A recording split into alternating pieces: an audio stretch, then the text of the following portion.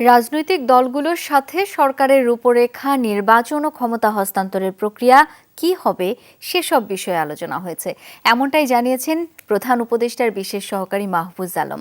রাজনৈতিক দলগুলোর সাথে বৈঠক শেষে ব্রিফিংয়ে তিনি জানান, আগামীর বাংলাদেশের রূপরেখা কি হবে তা দ্রুত জাতির সামনে তুলে ধরবেন প্রধান উপদেষ্টা doctor Mohammad Yunus. Colour expert, George sap এবং মাইল্ড অন হ্যান্ডস টেকনোলজি সমৃদ্ধ অরিক্স ক্রিস্টাল ওয়াশ আপনার লন্ড্রি এক্সপার্ট। এর ভিত্তিতেই ঠিক হবে অন্তর্বর্তী সরকারের মেয়াদ কেমন হবে, সংবিধান নতুন করে লেখা হবে নাকি সংশোধন করা হবে তা নিয়েও রাজনৈতিক দলগুলোর সাথে কথা বলেন প্রধান উপদেষ্টা। দলগুলো কি চাইছে তা নিয়েও কথা বলেন ডক্টর ইউনূস।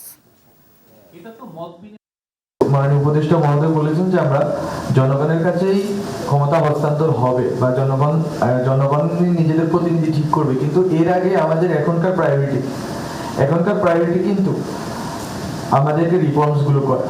মেরামতটা আসলে কিভাবে হবে?